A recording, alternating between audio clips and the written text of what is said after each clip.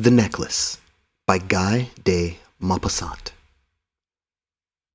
She was one of those pretty and charming girls born, as though fate had blundered over her into a family of artisans. She had no marriage portion, no expectations, no means of getting known, understood, loved, and wedded by a man of wealth and distinction, and she let herself be married off to a little clerk in the Ministry of Education. Her tastes were simple, because she had never been able to afford any other, but she was as unhappy as though she had married beneath her. For women have no caste or class, their beauty, grace, and charm serving them for birth or family. Their natural delicacy, their instinctive elegance, their nimbleness of wit, are their only mark of rank, and put the slum girl on a level with the highest lady in the land. She suffered endlessly, feeling herself born for every delicacy and luxury. She suffered from the poorness of her house, from its mean walls, worn chairs, and ugly curtains. All of these things, of which other women of her class would not have even been aware, tormented and insulted her. The sight of the little Breton girl who came to do the work in her little house aroused heartbroken regrets and hopeless dreams in her mind. She imagined silent antechambers, heavy with oriental tapestries, lit by torches and lofty bronze sockets, with 2 tall footmen in knee breeches sleeping in large armchairs, overcome by the heavy warmth of the stove. She imagined vast saloons hung with antique silks, exquisite pieces of furniture supporting priceless ornaments, and small, charming, perfumed rooms created just for little parties of intimate friends, men who were famous and sought after, whose homage roused every other woman's envious longings. When she sat down for dinner at the round table, covered with a 3-days-old cloth, opposite her husband, who took the cover off the soup tureen, exclaiming delightedly, "Aha! Scotch broth! What could be better?" She imagined delicate meals, gleaming silver, tapestries peopling the walls with a folk of a past age, and strange birds and fairy forests. She imagined delicate food served in marvelous dishes, murmured gallantries, listened to with an inscrutable smile, as one trifled with the rosy flesh of trout or wings of asparagus chicken. She had no clothes, no jewels, nothing, and these were the only things she loved. She felt that she was made for them. She had longed so eagerly to charm, to be desired, to be wildly attractive and sought after. She had a rich friend, an old school friend whom she refused to visit because she suffered so keenly when she returned home. She would weep whole days with grief, regret, despair, and misery. One evening, her husband came home with an exultant air, holding a large envelope in his hand. "Here's something for you," he said. Swiftly, she tore the paper and drew out a printed card on which were these words: "The Minister of Education and Madame Ramponneau request the pleasure of the company of Monsieur and Madame Loisel at the Ministry on the evening of Monday, January the 18th. Instead of being delighted, as her husband hoped, she flung the invitation petulantly across the table, murmuring, "What do you want me to do with this?" "Why, darling, I thought you'd be pleased. You never go out, and this is a great occasion. I had tremendous trouble to get it. Everyone wants one. It's very select, and very few go to the clerks. You'll see all the really big people there." She looked at him out of furious eyes and said impatiently, "And what do you suppose I am to wear at such an affair?" He had not thought about it. He stammered, Why, the dress you go to the theater in. It looks very nice to me." He stopped, stupefied and utterly at a loss when he saw that his wife was beginning to cry. 2 large tears ran slowly from the corners of her eyes toward the corners of her mouth. "What's the matter with you? What's the matter with you?" he faltered. But with a violent effort, she overcame her grief and replied in a calm voice, wiping her wet cheeks, "Nothing. Only I haven't a dress, and so I can't go to this party. Give your invitation to some friend of yours whose wife will be turned out better than I shall." He was heartbroken. "Look here, Mathilde," he persisted. What would be the cost of a suitable dress, which you could use on other occasions as well, something very simple? She thought for several seconds, reckoning up prices, and also wondering for how large a sum she could ask, without bringing upon herself an immediate refusal and an exclamation of horror from the careful-minded clerk. At last she replied with some hesitation, "I don't know exactly, but I think I could do it on 400 francs. He grew slightly pale, for this was exactly the amount he had been saving for a gun, intending to get a little shooting next summer on the plain of Nanterre with some friends who went lark shooting there on Sundays. Nevertheless, he said, "Very well, I'll give you 400 francs, but try and get a really nice dress with the money." The day of the party drew near, and Madame Loisel seemed sad, uneasy, and anxious. Her dress was ready, however. One evening, her husband said to her, "What's the matter with you? You've been very odd for the last 3 days." "I'm utterly miserable at not having any jewels, not a single stone to wear," she replied. "I shall look absolutely no one. I would almost rather not go to the party." "Wear flowers," he said. "They're very smart at this time of the year. For 10 francs, you could get 2 or 3 gorgeous roses." She was not convinced. "No, there's nothing so humiliating as looking poor in the middle of a lot of rich women." "How stupid you are!" exclaimed her husband. "Go and see Madame Forestier and ask her to lend you some jewels. You know her quite well enough for that." She uttered a cry of delight. "That's true. I never thought of it." Next day, she went to see her friend and told her her trouble. Madame Forestier went to her dressing table, took up a large box, brought it to Madame Loisel, opened it, and said, "Choose, my dear."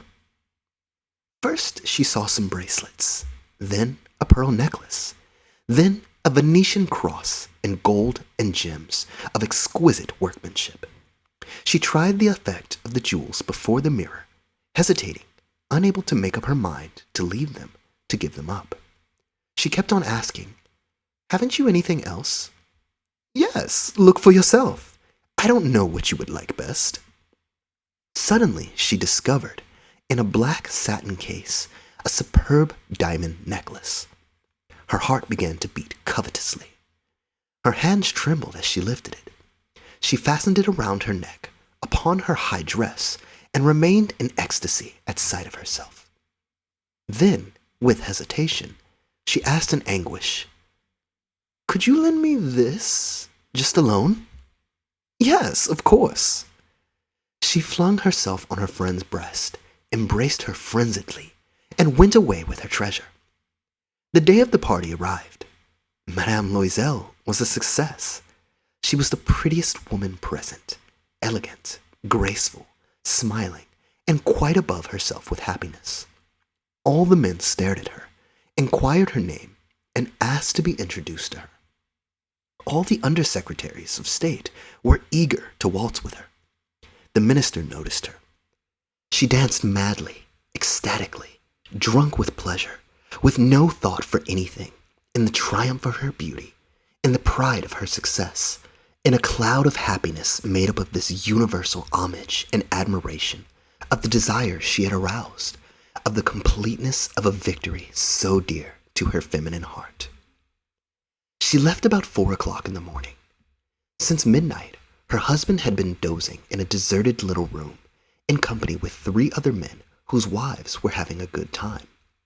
He threw over her shoulders the garments he had brought for them to go home in, modest everyday clothes whose poverty clashed with the beauty of the ball dress. She was conscious of this and was anxious to hurry away, so that she should not be noticed by the other women putting on their costly furs. Loisel restrained her. "Wait a little. You'll catch cold in the open.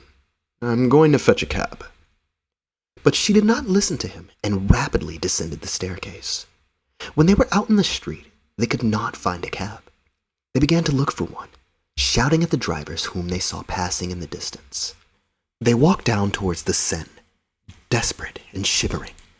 At last they found one on the quay, one of those old night-prowling carriages which are only to be seen in Paris after dark, as though they were ashamed of their shabbiness in the daylight. It brought them to their door in the Rue des Martyrs, and sadly they walked up to their own apartment. It was the end for her. As for him, he was thinking that he must be at the office at 10. She took off the garments in which she had wrapped around her shoulders, so as to see herself in all her glory before the mirror. But suddenly she uttered a cry. The necklace was no longer round her neck. "What's the matter with you?" asked her husband, already half undressed. She turned towards him in the utmost distress. I've no longer got Madame Forestier's necklace." He started with astonishment. "What? Impossible!" They searched in the folds of her dress, in the folds of the coat, in the pockets, everywhere. They could not find it.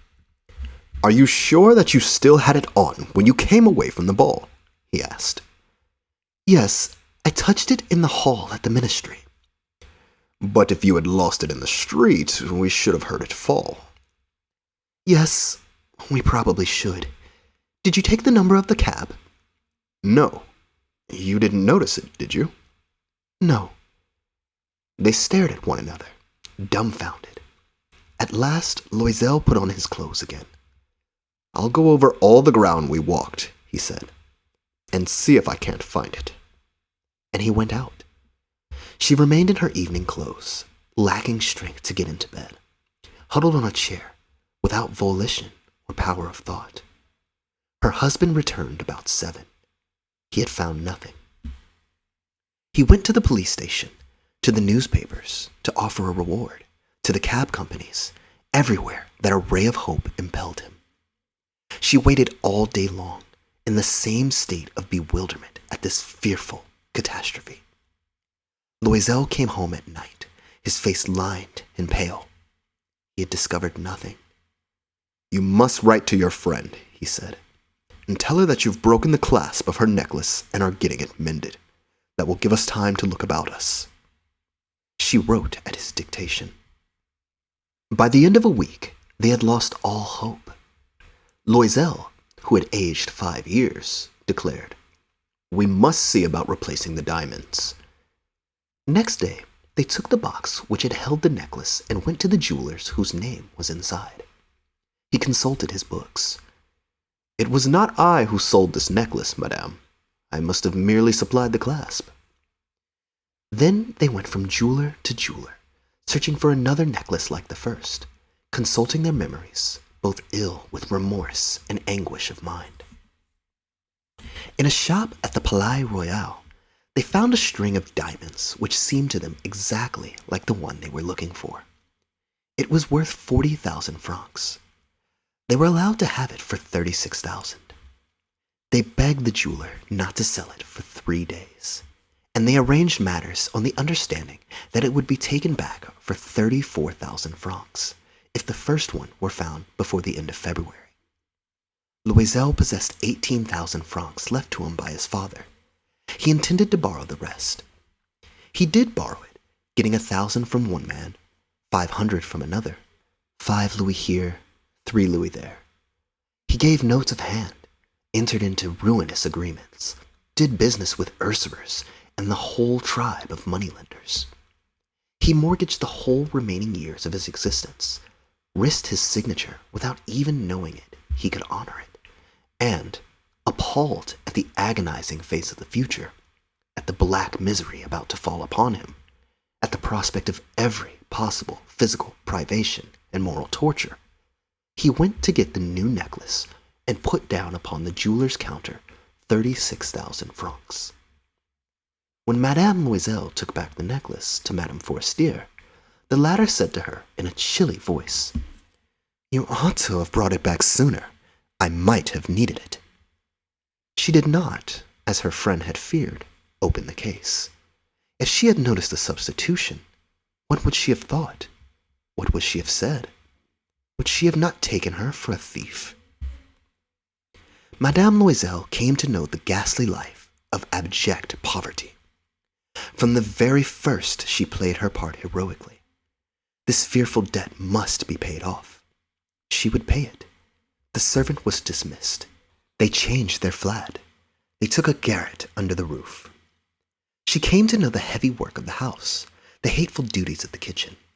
She washed the plates, wearing out her pink nails on the coarse pottery and the bottoms of pans. She washed the dirty linen, the shirts and dishcloths, and hung them out to dry on a string. Every morning she took the dustbin down into the street and carried up the water, stopping on each landing to get her breath. And, clad like a poor woman, she went to the fruitier, to the grocer, to the butcher, a basket on her arm, haggling, insulted, fighting for every wretched halfpenny of her money. Every month, notes had to be paid off, others renewed, time gained. Her husband worked in the evenings at putting straight a merchant's accounts, and often at night he did copying at 2 pence halfpenny a page. And this life lasted 10 years. At the end of 10 years, everything was paid off. Everything. The usurer's charges and the accumulation of superimposed interest. Madame Loisel looked old now. She had become like all the other strong, hard, coarse women of poor households. Her hair was badly done. Her skirts were awry. Her hands were red. She spoke in a shrill voice, and the water slopped all over the floor when she scrubbed it. But sometimes, when her husband was at the office, she sat down by the window and thought of that evening long ago, of the ball at which she had been so beautiful and so admired. What would have happened if she had never lost those jewels? Who knows? Who knows? How strange life is. How fickle. How little is needed to ruin or to save. One Sunday, as she had gone for a walk along the Champs-Élysées to freshen herself after the labors of the week, she caught sight suddenly of a woman who was taking a child out for a walk. It was Madame Forestier, still young, still beautiful, still attractive. Madame Loisel was conscious of some emotion. Should she speak to her? Yes, certainly. And now that she had paid, she would tell her all. Why not? She went up to her. Good morning, Jeanne. The other did not recognize her, and was surprised at being thus familiarly addressed by a poor woman. But, Madame, she stammered, I don't know. You must be making a mistake. No, I am Mathilde Loisel. Her friend uttered a cry. Oh, my poor Mathilde, how you have changed! Yes, I've had some hard times since I saw you last, and many sorrows, and all on your account. On my account? How was that? You remember the diamond necklace you lent me for the ball at the ministry? Yes. Well, I lost it. How could you? Why, you brought it back. I brought you another one just like it, and for the last 10 years, we have been paying for it. You realize it wasn't easy for us. We had no money. Well, it's paid for at last, and I'm glad indeed. Madame Forestier had halted. You say you bought a diamond necklace to replace mine? Yes, you hadn't noticed? They were very much alike. And she smiled in proud and innocent happiness. Madame Forestier, deeply moved, took her 2 hands. Oh, my poor Mathilde! But mine was imitation. It was worth, at the very most, 500 francs.